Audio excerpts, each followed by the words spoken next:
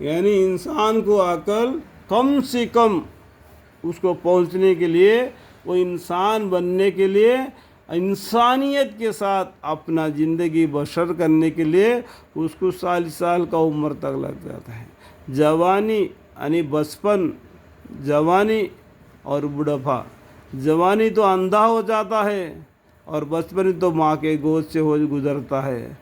تو ماں کا گود اگر اسلام ہوگا تو بیٹا بھی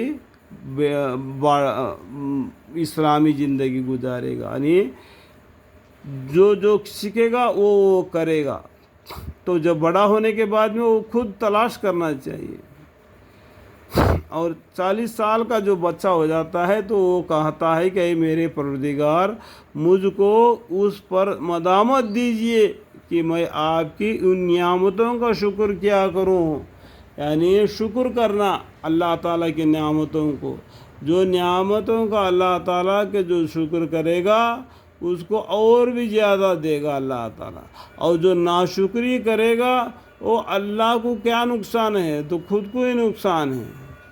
جو آپ نے مجھ کو اور میرے ماں باپ کو عطا فرمایا ہے، اور میں نیک کام کروں جس سے آپ خوشی ہو، یعنی ہم جو کام کرتے اس میں سوچنا بھی ہے کہ اس کام میں اللہ خوش ہے، اور میری اولاد میں بھی میرے لیے صلاحیتی پیدا کر دیجئے۔ یہ مین خاص ہے، ہونے والے نسل کو، آنے والے نسل کو صلاحیتی پیدا کر دیجئے۔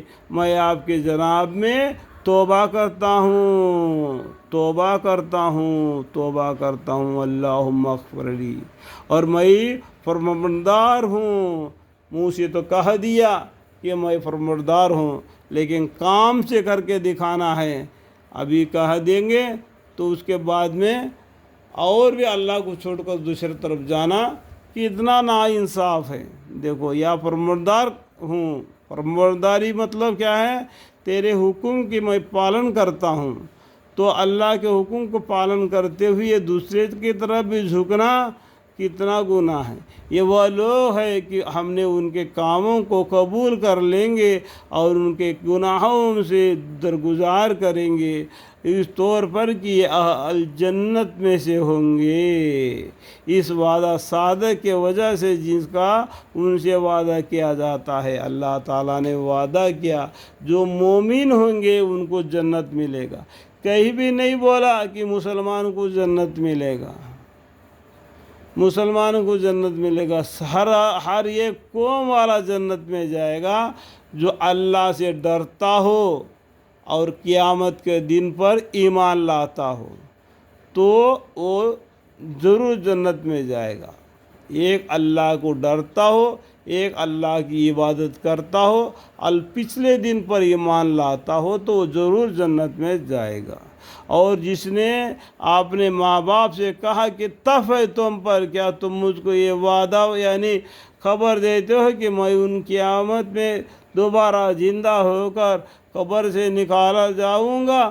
حالانکہ مجھ سے پہلے بہت سے امتیں گزر گئی اور وہ دونوں اللہ سے فرمایات کر رہے کہ اے تیرے ناس ہو، ایمان لا، ایمان لا، بے شک اللہ کا وعدہ سچا ہے۔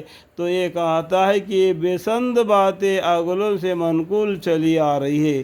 اس سے معلوم ہوگا کہ اگر بیٹا نافرمان ہوگا تو ماں باپ کے کہنے کو نہیں مانے گا، اپنے منمانی کرے گا، کیونکہ وہ نادان ہے، ماں باپ کے عمر کے حساب سے بڑے ہیں، تجربہ ہے، وہ حالت سے ان کو بتلاتے ہیں۔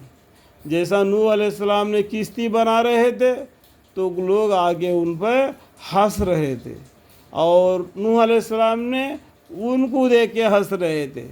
یہ لوگ حقیقت سامنے دیکھ کے ہنس رہے تھے کہ یہ اتنا گرمی پڑ رہے تو یہ کشتی بنا رہے، تو نوح علیہ السلام ان کے شرم کے پیچھے کی طرف دیکھ رہے، آنے والے جو دنوں میں بارش گرے گی اور یہ لوگ وہ پانی میں غرق ہو جائیں گے۔ یہ ان کو دیکھ کے ہنس رہے تھے، یہ ان کو دیکھ کے ہنس رہے تھے۔ اس سے کیا معلوم ہو گیا کہ جتنا تجربہ نوح علیہ السلام کو تھی اتنا تجربہ ان کو نہیں۔ یہ آگے کو سوچ رہے تھے، یہ آج کے دن کے سوچ رہے تھے۔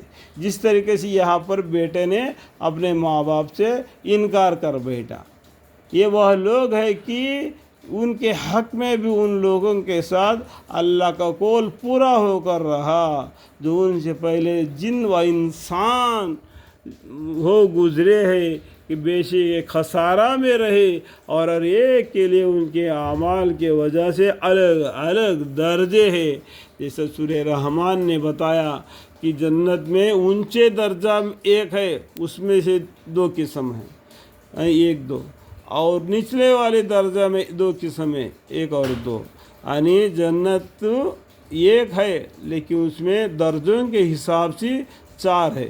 جیسے اعمال ہوگا ویسا اس کا درجہ ان میں ملے گا، اور تاکہ اللہ تعالیٰ سب کو ان کے اعمال پورا کر دے اور ان پر ظلم نہ ہوگا. اور جس روز کفار آگ کے سامنے لائے جائیں گے، جو مجرم ہوں گے جس کے نام اعمال بائیں ہاتھ میں آئے ہوں گے، ان کو جہنم کے طرف کھینچ کر لے کے جائے گا کہ تم اپنی لذت کا چیز اپنی دنیا زندگی میں حاصل کر چکے. جو جس طریقے سے جینا تھا، جس طریقے سے ناچنا تھا، زندگی گزارنا تھا، گزار دیا دنیا میں. آج تیرا یا کچھ بھی نہیں. وہی غصہ اللہ کے اوپر، جیسا باپ کو غصہ آتا ہے تو چھڑی اٹھاتا ہے، جیسا اللہ کو غصہ آتا ہے تو لے جا کے جہنم میں پھینک دیتا ہے. اور ان کو خوب برت چکے، یعنی دنیا کے مال تو بر چکے، آج تم کو ذلت کا سزا دی جائے گی. اللہم اغفر لی، یا اللہ ایسا غلطی ہم سے بھی ہوئی ہو تو معافی چاہتا ہوں. آئندہ میرے نسلوں میں قیامت تک ان کو بھی ایسا غلطی سے محفوظ فرمائے. یا اللہ تیرے غصے میں ہمیں نہ آئے، تیری رحمت کا سایہ میں ہماری پرورش ہو جائے.